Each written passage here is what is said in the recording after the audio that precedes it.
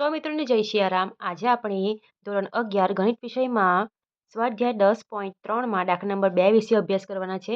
દાખલા number 2 x² + y² / 25 = 1 આ પ્રમાણે આપણને રકમ આપેલી છે.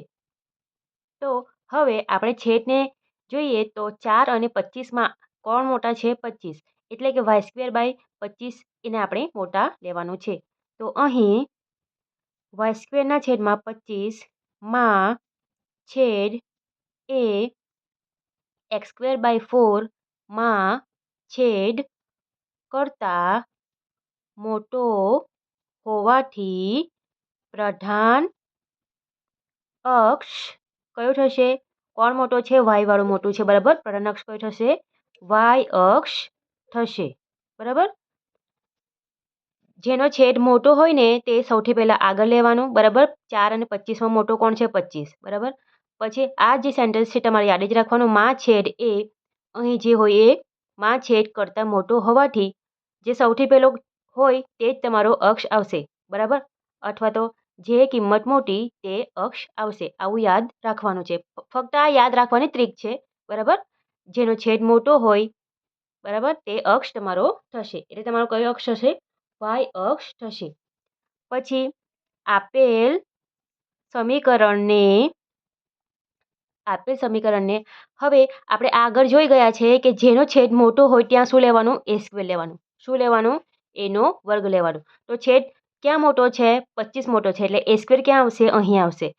એટલે શું થશે? આપેલ સમીકરણને x² / b² + y² / a² = 1 સાથે સરખાવતા, બરાબર. એ ફક્ત બધું યાદ રાખવાની ટ્રીક છે, બરાબર. આ રીતે તમને સરળતાથી યાદ રહેશે. જ્યાં છેદ મોટો હોય તે તમારે a² લખી લેવાનું, બરાબર. પછી એના પછી આપણને અહીંથી a² અને b² ની કિંમત આ પ્રમાણે અહીંથી મળી જશે. ધેરફોર a² બરાબર શું થશે? a² બરાબર 25 અને b² બરાબર કેટલા થશે? 4 થશે. તો આના ઉપરથી આપણે એની કિંમત શોધી શકીએ કે a બરાબર 25 એટલે 5નો વર્ગ થાય અને 4 એટલે 2નો વર્ગ થાય. a અને b ની કિંમત આપણને મળી ગઈ છે. હવે આપણે જે શોધવાનું છે એ આપણે શોધી લઈશું. તો સૌથી પહેલાં આપણે c શોધીશું. તો c સૂત્ર શું છે? દરેકમાં સરખું જ છે, a² - b². a² ની કિંમત કેટલી છે? 25 અને b² ની કિંમત કેટલી છે? 4.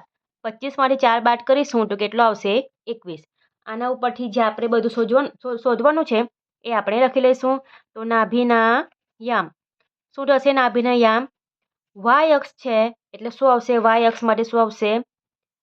0 ± c, બરાબર. y અક્ષ હોવાથી શું આવશે? ± c y ઉપર આવશે. x અક્ષ હોય તો x અક્ષ ઉપર આવે છે. 0 ± c ની કિંમત શું છે? વર્ગમૂળમાં 21. ત્યાર પછી નેક્સ્ટ સ્ટેપમાં શિરોબિંદુ શોધવાનું છે. તો શિરોબિંદુઓ માટે શું છે? ± a.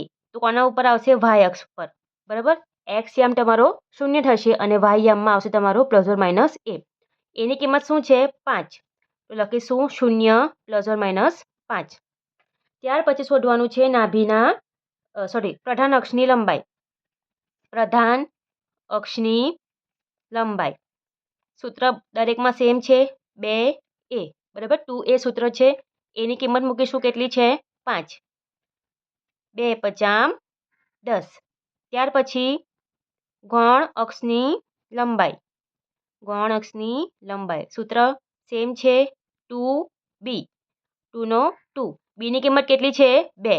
2 મૂકીશું તો 2 × 2 = 4. એટલે કે ગૌણ અક્ષની લંબાઈ કેટલી આવે છે? 4. ત્યાર પછી ઉત્કેન્દ્રતા E = c/a. c ની કિંમત શું છે? વર્ગમૂળમાં 21. એની કિંમત શું છે? 5. તો ઉત્કેન્દ્રતા E શું આવે છે આપણી? વર્ગમૂળમાં 21/5. અને લાસ્ટ નાભિલંબની લંબાઈ બરાબર 2b² / a. આ એનું સૂત્ર છે. હવે એમાં આપણે b² ની કિંમત કેટલી છે? 4 છેદમાં એની કિંમત કેટલી છે? 5. 4 × 2 = 8 છેદમાં 5. તો નાભિલંબની લંબાઈ કેટલી મળે છે? 8/5. તો આ પ્રમાણે આપણો દાખલા નંબર 2 જે છે એ પૂર્ણ થાય છે. વિડીયો પસંદ આવ્યો હોય તો વિડીયોને જરૂરથી લાઇક કરજો, મિત્રોમાં શેર કરજો. ચેનલ ઉપર નવા હોય તો ચેનલને જરૂરથી સબસ્ક્રાઈબ કરજો. Please subscribe my channel. તો અને વિડીયોને જરૂરથી લાઇક કરજો. તમે લાઇક કરતા નથી, બરાબર. નવા વિડીયો જોવા માટે તમે નીલિમા ટંડેલ આ પ્રમાણે તમે સર્ચ કરી શકો છો, બરાબર. મળીએ આપણે આગળના વિડીયોમાં. સૌને જય સિયારામ.